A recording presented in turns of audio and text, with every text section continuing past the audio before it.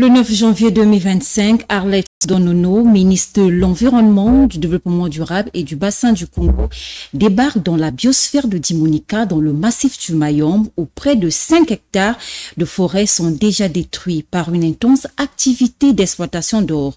Dans ce site protégé et classé au patrimoine mondial de l'UNESCO, pour la ministre, il faut rétablir le droit et faire respecter les textes en vigueur, lesquels qui doivent appliquer et faire respecter les lois, sur la base de quoi ces sociétés obtiennent les permis d'exploitation.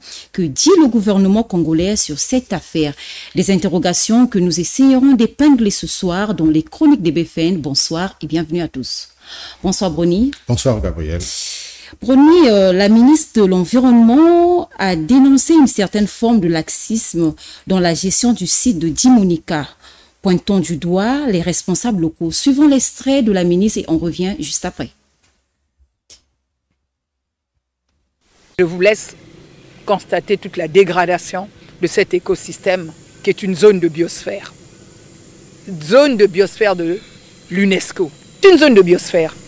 Une zone de biosphère veut dire qu'on ne peut exercer aucune activité économique. Aucune activité économique ne peut s'exercer dans cette zone de biosphère. Ce n'est pas faute d'avoir donné du temps pour le désengagement de ces personnes protégées, souvent même à des très hauts niveaux. Donc j'appelle l'État, j'appelle ces personnes de l'administration publique, qu'ils soient très haut placés ou à des niveaux intermédiaires, de respecter la loi en République du Congo. Brony, à votre avis, comment expliquer cette situation et pourrait-elle être liée à un manque de coordination ou de vigilance? Bon, je crois qu'il faut commencer à déplorer ce qui se fait dans cette zone biosphère de Dimonika, dans le Congo. Vous êtes à quelques encablures d'un outil là. Et donc, vous avez suivi la ministre qui dit clairement qu'une biosphère, c'est une zone interdite à toute exploitation économique. Aucune activité dans ce sens n'est permise dans cette zone. Et nous avons aussi la chance que cela devienne, on va dire, un patrimoine de l'UNESCO. Ça veut dire que, en réalité, c'est une grande fierté pour le Congo. En réalité, cette zone n'appartient plus qu'au Congo seul. Et donc, la biosphère d'Imonika ou de Dimonika appartient maintenant à l'humanité. Donc, on va dire à l'humanité. Donc, on ne peut pas se permettre à une surexploitation, surtout de cette manière, à une dégradation assez avancée. Donc, c'est très déplorable de constater ce qui se fait et c'est gênant, c'est honteux, c'est énervant. C'est donc de vivre un tel spectacle désolant. Et on le constate à travers même l'indignation de la ministre. Je peux vous dire, c'est visiblement, officiellement, pour la deuxième fois où elle va sur le terrain, se fait accompagner par la presse et constate cela. Il y a un an, elle y était avec une forte délégation, toujours accompagnée de l'ambassadeur de l'Allemagne au Congo, qui est chargé un peu de veiller sur cette zone-là aussi, et qui d'ailleurs apporte aussi, d'une manière ou d'une autre, de l'appui pour que cette zone-là soit réellement bien gérée et bien préservée. Donc au nom de l'Union européenne, bien sûr. De l'UNESCO, pardonnez-moi. Donc, nous avons ça. Elle est allée donc pour la seconde fois, c'est pour montrer l'ampleur même de la situation. C'est pour montrer combien de fois le gouvernement, surtout Madame la ministre, s'est vraiment préoccupé par cette situation. Et donc, la première fois quand elle y est allée, elle a interpellé, on va dire, les administrateurs locaux, alors le préfet, le sous-préfet, et même les gestionnaires de cette forêt, on va dire de cette zone biosphère. Elle a entretenu les populations, elle leur a expliqué le bien fondé de préserver cette zone-là. Il était même question que le gouvernement mette en place toute une politique pour permettre aux populations qui vivent de certaines activités dans cette zone-là de trouver du travail ou encore d'être réinsérés autrement, puisque la loi sur le développement durable le dit clairement. Donc, on appelle ça de la substitution, en fait. C'est-à-dire que l'État peut, à un moment donné, si elle interdit l'exploitation d'une zone, en contrepartie, doit penser comment permettre à ces populations de vivre. Mais malheureusement, on va dire un an après, on a constaté que la dégradation a pris de l'ampleur. La société chinoise qui est sur le terrain n'a pas arrêté de travailler et finalement, il a fallu à la ministre d'appliquer la loi, tout ce qu'elle a fait, tout ce qu'elle dit, vous allez voir, étape après étape, elle n'a su que appliquer la loi qui existe en République du Congo. Alors, vous parlez de laxisme. Est-ce que un problème de coordination? Oui. Nous sommes arrivés à ce niveau où on constate réellement qu'il y a un vrai souci au sein du gouvernement. Un vrai souci au sein du gouvernement.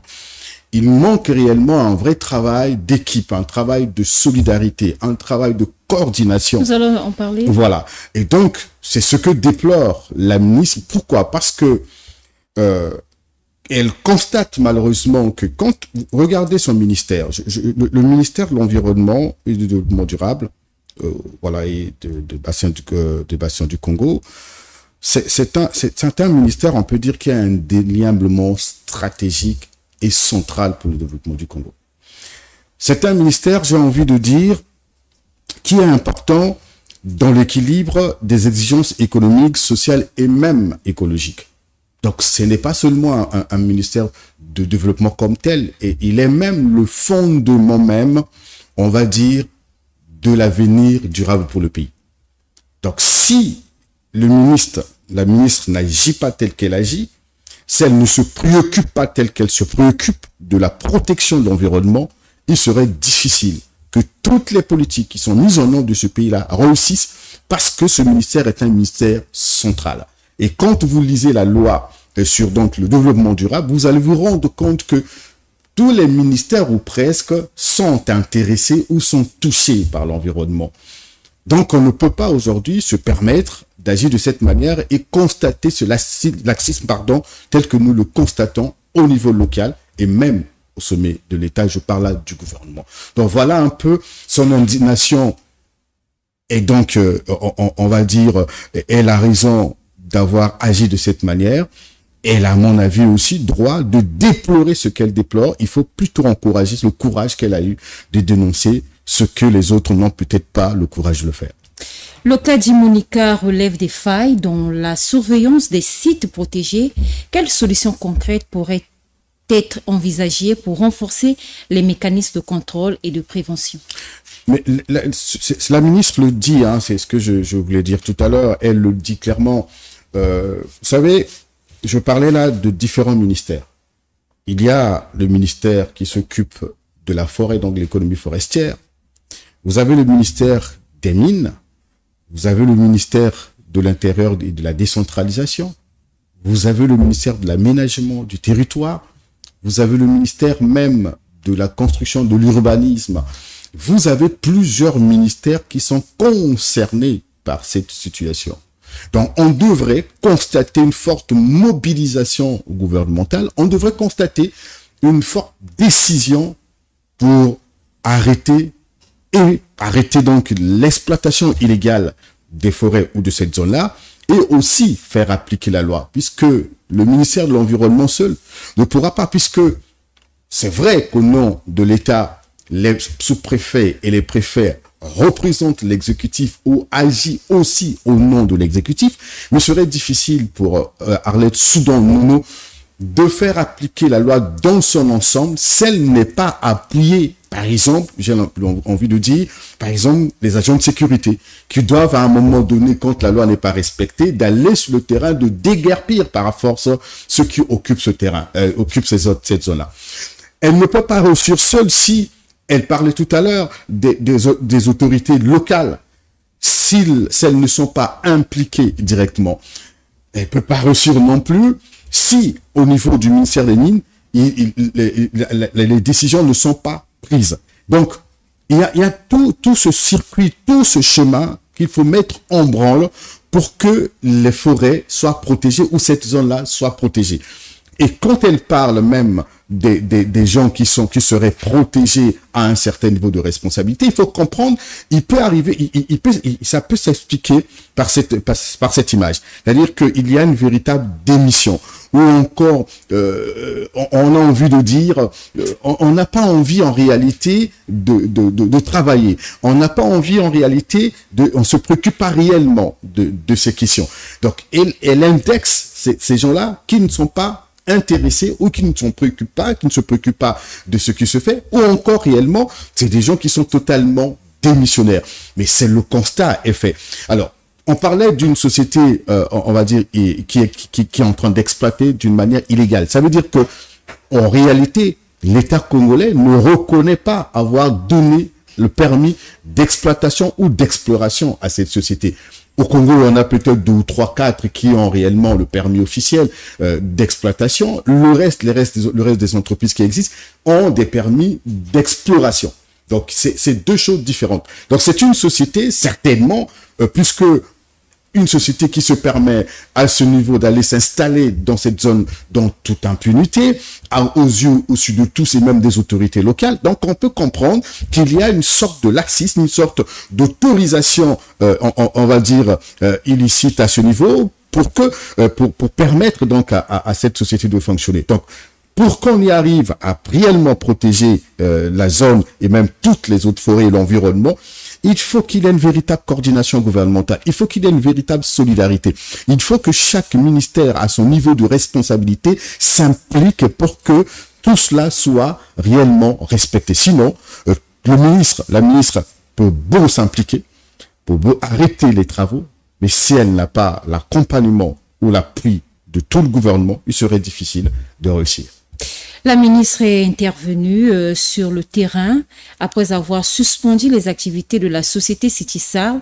La démarche d'aller constater et faire appliquer la décision est-elle un signe fort dans la lutte contre l'exploitation illégale?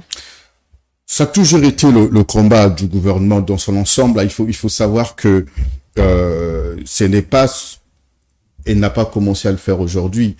Elle a toujours été sur le terrain, au niveau local comme au niveau international. Elle s'est toujours préoccupée de ces questions. Vous constatez comment elle porte un peu haut le drapeau du Congo en ce qui concerne les questions environnementales, les questions écologiques.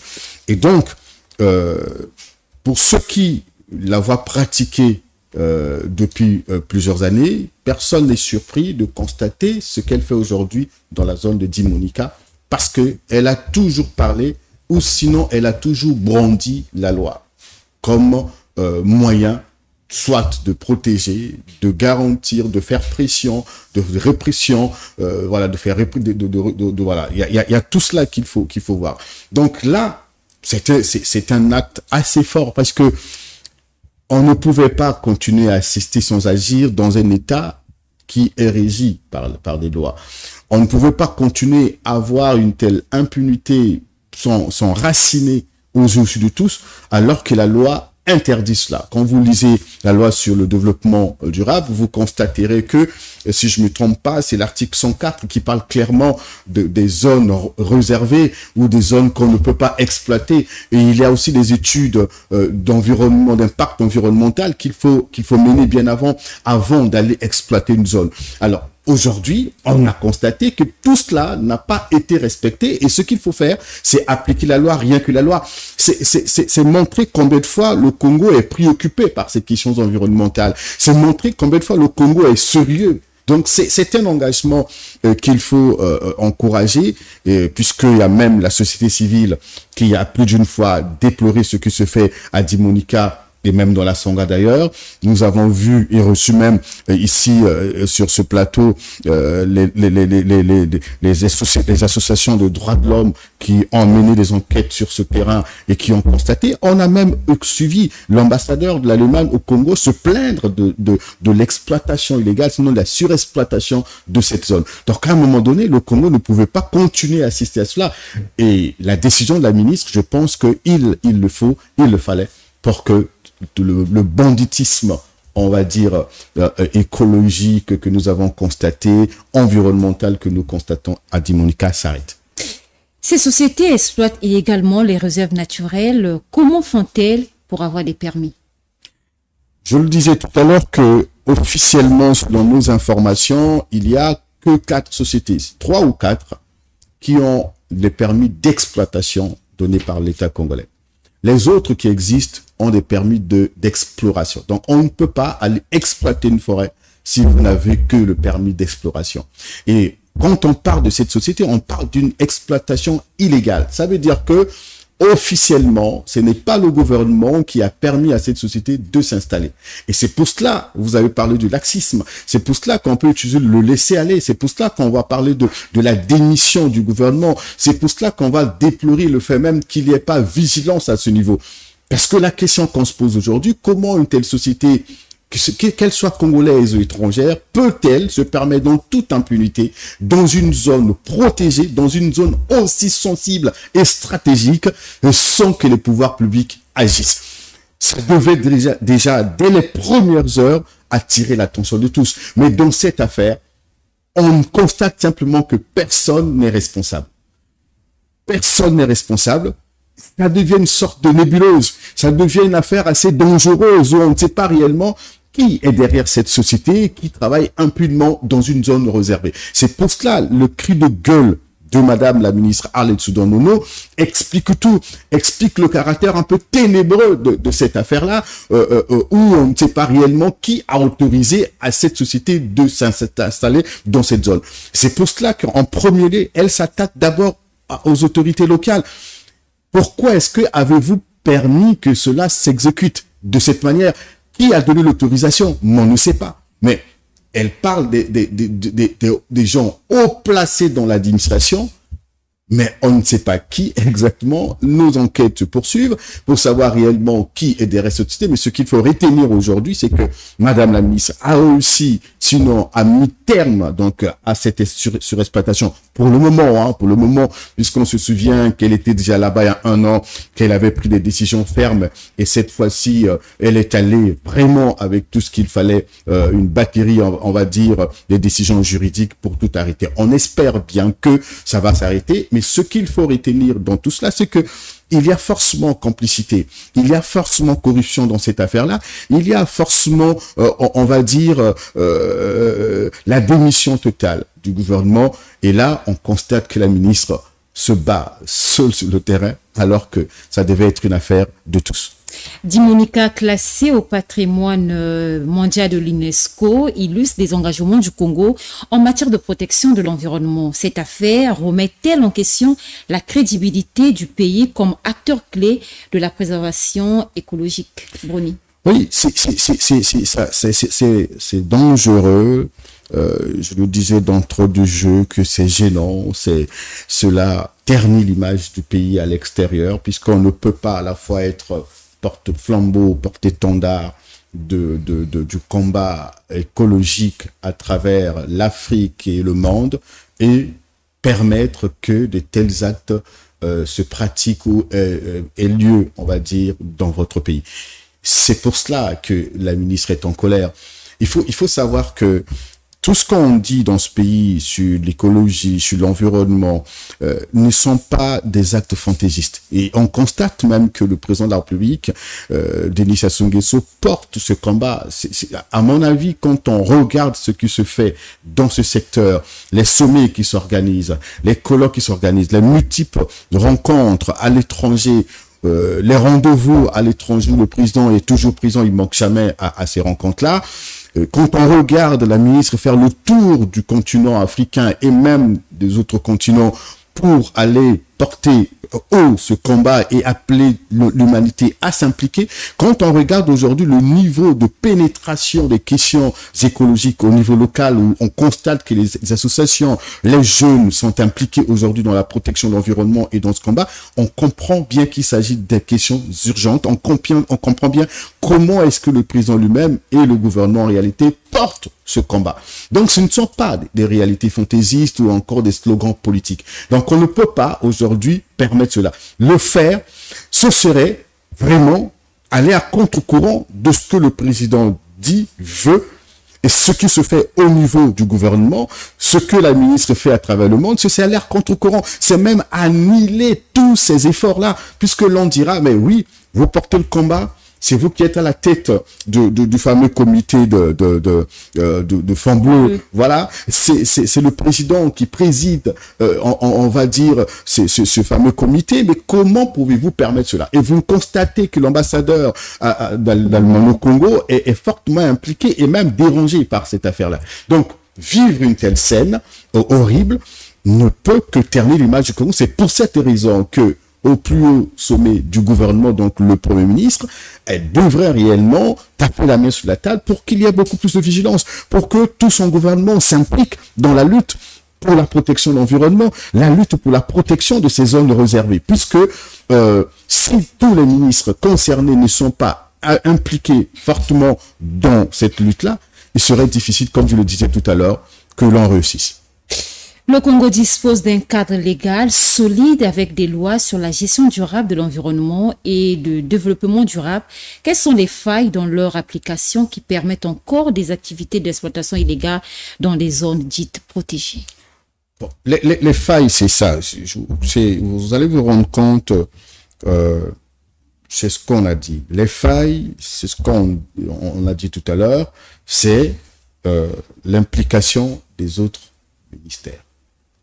Vous savez, c'est vrai que nous avons encore aujourd'hui des problèmes dans la décentralisation. Si vous avez suivi l'ancien ministre délégué qui est devenu ministre aujourd'hui du développement durable et autres, de l'assainissement, il a dit dans l'une de ses interventions médiatiques que les choses se font au niveau de la décentralisation, mais il y a encore beaucoup de choses à faire. On reconnaît que les lois existent, mais posent problème dans leur implication. On constate également que les collectivités locales, elles sont elles-mêmes aussi en proie à beaucoup de difficultés, puisque l'État fait face à une faillite, comment on dit ça, à des problèmes de finances et des problèmes économiques. Donc, il est difficile de réussir la décentralisation dans ce contexte-là. Donc, à ce niveau déjà, il faut savoir que c'est déjà un handicap grave. Si la décentralisation n'est pas effective dans le pays, il serait difficile que tout cela soit exécuté normalement ou que cette chaîne de commandement soit respectée. Ce sera un maillon faible. Et vous avez aussi aujourd'hui le ministère des Mines qui, jusqu'aujourd'hui, je le disais tout à l'heure, veille à ce que les choses se fassent réellement. Mais c'est toujours encore un vrai problème, puisque comme on regarde en RDC, on devrait quand même avoir dans ce pays une société qui gère les mines, par exemple, comme GECAMINE en RDC. Et là, donc, il faut que la loi soit renforcée dans le secteur minier. Il faut que le code soit réévalué et même, on va dire, dépoussiéré pour permettre que ce secteur-là soit bien géré, que ce secteur-là, la loi soit renforcée. Et jusqu'aujourd'hui, c'est encore des failles, surtout au niveau juridique.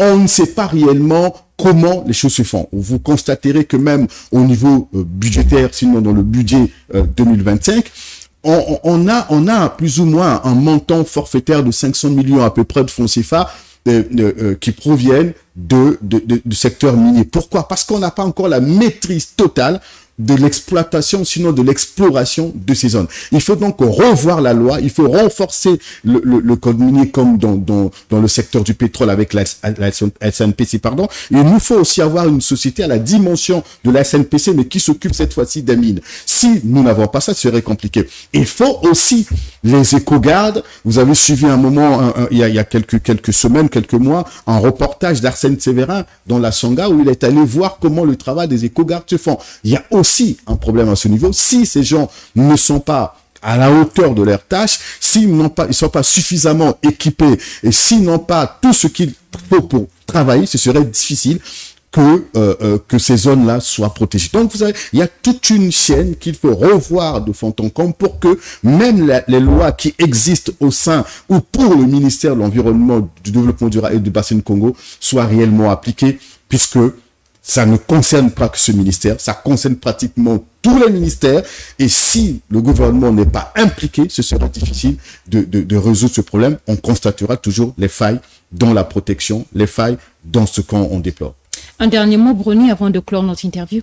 Oui, mais ce qu'il faut comprendre, c'est que dans ce que nous voulons dire, c'est que il y a des pays aujourd'hui qui subissent de plein fouet les problèmes climatiques, les changements climatiques, simplement parce que dans ces pays, l'on n'a pas été capable de protéger l'environnement. C'est parce qu'à un moment donné, dans ces États, ou comme dans le Congo d'ailleurs, l'on pense que les problèmes environnementaux, que les questions environnementales ne sont pas réellement importants ou importantes. Quand l'on ne prend pas ça au sérieux, nous allons nous retrouver comme ce qu'on voit ailleurs, où toutes les villes sont consumées par les feux, où nous avons des érosions qui avancent, nous avons aujourd'hui des inondations partout, et nous avons aujourd'hui des déchets qui jonchent pratiquement tout notre environnement. Et les conséquences, nous le savons tous, c'est des maladies endémiques. Et les conséquences, c'est aussi, ça va aggraver la pauvreté. Les conséquences, c'est quoi? Ça veut dire que ça va encore aggraver l'exode rural, puisque si les forêts qui sont censées être protégées dans ces zones périphériques du pays ne sont pas protégées, ça veut dire que la finalité, les gens quitteront ces coins pour venir vivre dans les centres urbains les plus grands. Donc, aujourd'hui, il faut prendre ça au sérieux. Ce ne sont pas des petites affaires, non. Je le disais tout à l'heure que l'environnement, sinon le ministère qui s'occupe de l'environnement, est un ministère central pour le développement d'un État. Merci Brony, c'est par ces mots que nous bouclons les chroniques des BFM. Merci à vous de nous avoir suivis. On se dit à très bientôt.